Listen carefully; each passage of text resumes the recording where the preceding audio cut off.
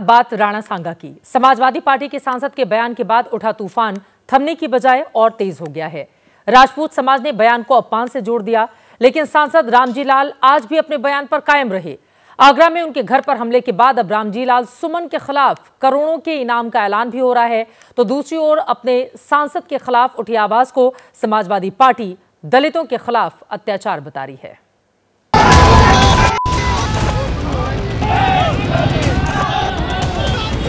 राणा सांगा के अपमान के मुद्दे का कब समाधान? बुधवार को ईंट पत्थर चले थे, कुर्सियां हथियार बनी, हमले में खून बहा, लेकिन उसके बाद भी राणा सांगा के अपमान का वो मुद्दा थमा नहीं, बल्कि सियासी गलियारों में उसने नया रूप ले लिया। राणा सांगा को अपशब्द कहे जाने के विरोध में हुआ प्रदर्शन अब अपशब्द कहने वाले रामजी लाल सुमन के ही अपमान में बदल गया। कैसे, उसके बारे में आपको बताएं। उससे पहले आज भी इस पर किस तरह से प्रदर्शन हो रहे हैं वो देख लीजिए।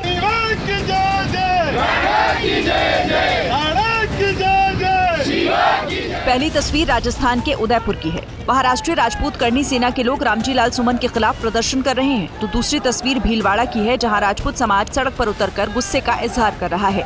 तीसरी तस्वीर यूपी के मुजफ्फरनगर की है, जहां शिवसेना के कार्यकर्ताओं ने अखिलेश यादव और रामजी लाल सुमन दोनों की सांकेतिक शव यात्रा निकालकर प्रदर्शन किया। हमारी विशेष मांग है कि सांसद को निलंबित किया जाए और उसकी सदस्यता खत्म की जाए। तो इनसे इतर लखनऊ में भी एक विरोध प्रदर्शन हुआ, जहां अपना दल कमेरावादी की नेता और समाजवादी पार्टी के विधायक पल्लवी पटेल और उनके समर्थक रामजी लाल पर हमले के खिलाफ प्रदर्शन किया। प्रदर्शन, हमला और धमकियों का दौर शुरू हुआ तो एसपी सांसद रामजी लाल सुमन ने राज्यसभा के सभापति से मुलाकात कर सुरक्षा की मांग की। हालांकि वो अपने बयान पर कायम है। मेरी किसी की भावना को ठेस पहुंचाने का इरादा नहीं था। मैं किसी जाति पर मैं इस बात पर कायम हूँ कि बाबर को लेके राणा सांगा आया। प्रशासन को जरूर चाहिए कि मेरी सुरक्षा आपका और आपके घर की सुरक्षा करिए। निश्चित रूप से। लेकिन अब ये सारी बातें पीछे छूट गई हैं, बल्कि बयान के विवाद से उठे तूफान में अब राणा सांगा के सम्मान की बात करने वाले ही लपेटे जा रहे हैं। उन पर रामजी लाल सुमन के दलित होने के नाते घोर अपमान के आरोप लगाए जा रहे हैं। दलित होने की वजह से हमले के आरोपों की शुरुआत कल अखिलेश यादव ने शुरू की थी। आज समूची समाजवादी पार्टी उसी सुर, लय और ताल में है। बुलडोजर लेके आ रहे थे, लाठी डंडे तलवार लेके आ रहे थे, इसके बावजूद किसी को नहीं रोका गया, तो इसका क्या निष्कर्ष निकाले?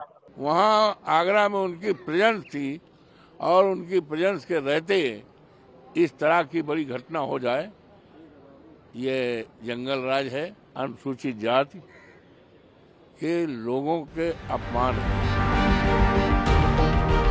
राणा सांगा के अपमान पर प्रदर्शन और हमले को जब दलित अपमान का लबादा पहनाया गया, तो यूपी सरकार ने रामजी लाल सुमन के बयान को समाजवादी पार्टी की सोची समझी स्क्रिप्ट का हिस्सा बताने के साथ साथ सनातन विरोधी कहने में देर नहीं लगाई।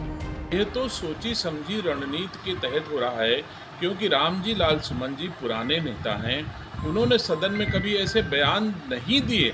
तो जो विपक्ष चाह रहा था आगरा में कि जाति के बीच में लड़ाई हो, इस तरह का आप बयान देंगे तो आपको तुरंत माफी मांगनी चाहिए थी। वो अलग बात है कि आप इस बयान के बाद माफी के भी काबिल नहीं बचे थे। अब ये जब देश का नौजवान इस भाषा को आपकी को सुनेगा और देखेगा तो आक्रोशित नहीं होगा। राणा सांगा के अपमान वाले बयान का तूफान उठकर बहुत दूर तक निकल गया। फिरोजाबाद में अखिल भारतीय क्षत्रिय महासभा ने रामजी लाल सुमन के खिलाफ एमपी एमएलए कोर्ट में अपील की है। कोर्ट ने बयान दर्ज करने के लिए 22 अप्रैल की तारीख दी है। तो दूसरी तरफ कल रामजी लाल सुमन के घर के बाहर प्रदर्शन करने वाली करनी सेना के लोगों ने पत्थरबाजी और उपद्रव के लिए उल्टा रामजी लाल सुमन के घर वालों और समर्थकों पर आरोप लगाते हुए दोबारा फिर तैयारी के साथ लौटने की धमकी दी है।